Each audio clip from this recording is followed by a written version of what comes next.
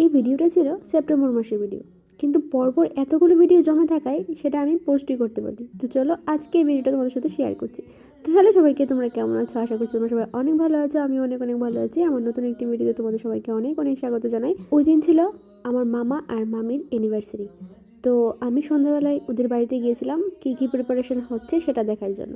তো গিয়ে আমি কাজে লেগে পড়লাম। আর ওই দিন এত পরিমাণ গরম ছিল যে আমি কোনোভাবেই কাজ করতে পারছিলাম না। তাই মামা আমার জন্য একটু কোল্ড ড্রিঙ্কস এনে দিল, সেটা আমি খেয়ে নিলাম।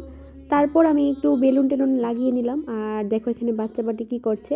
তো তারপর বেলুন টেলুন লাগিয়ে আমি একটু বসে বসে রেস্ট করছি, কারণ পাখা ওই করে চালাতে পারবো না। আর তাই এখানে এসে পাখাটা চালিয়েছি। আর প্রচণ্ড গরম ছিল। আর দেখতেই পাচ্ছ আমার স্কিনের কি অবস্থা হয়েছিল ওই সময়। আমি কিন্তু এমনিতেই এসেছিলাম দেখার জন্য, কিন্তু আর বাড়িতে যাওয়া আমার কাছে পসিবল হয়নি। সেই একই ড্রেস পরে আমাদের সবটা অনুষ্ঠান কাটাতে হলো। আর দেখো, যার আজকে অ্যানিভার্সারি সে নিজেই সবার জন্য চিকেন রান্না করছে। আগে মামার বাড়িতে যেতাম দিদার হাতে রান্না খাওয়ার জন্য, আর এখন যাই মামির হাতে রান্না। যেটা আমার খেতে মন চায় মামির কাছে আবদার করি যে মামি সেটা বানিয়ে খাও, এটা বানিয়ে খাও, আর মামিও আমাদের ইচ্ছাটা পূরণ করে। তো চলো, সব কিছু রেডি হয়ে গেল। এখন থেকে কেকটা কীরকম হয়েছে, মামা নিজের হাতে কেকটা এনেছে পছন্দ করে। দেখো কেকটা কিন্তু মোটামুটি ভালোই ছিল।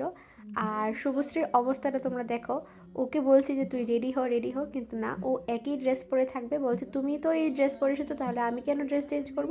আর দেখো লোকজন কিন্তু মোটামুটি আসা শুরু হয়ে গেছে। একদল বাচ্চা বাটি এখানে বসে আছে, আর বাইরে ছিল বড় মানুষ।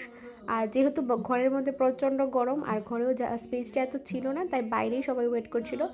দেখো এখানে কিন্তু জামাই বউ রেডি হয়ে গেছে কেক কাটার জন্য। তারপর ফাইনালি কেক টেক কাট করা কমপ্লিট হয়ে গেছে। আর আমি না ভিডিও ডিলিট করতে গিয়ে হয়তো বা কেক কাটিংয়ের ভিডিওটাও ডিলিট করে ফেলেছি। আর সেটা দেখে তো আমার মনটাও খারাপ হয়ে রয়েছে।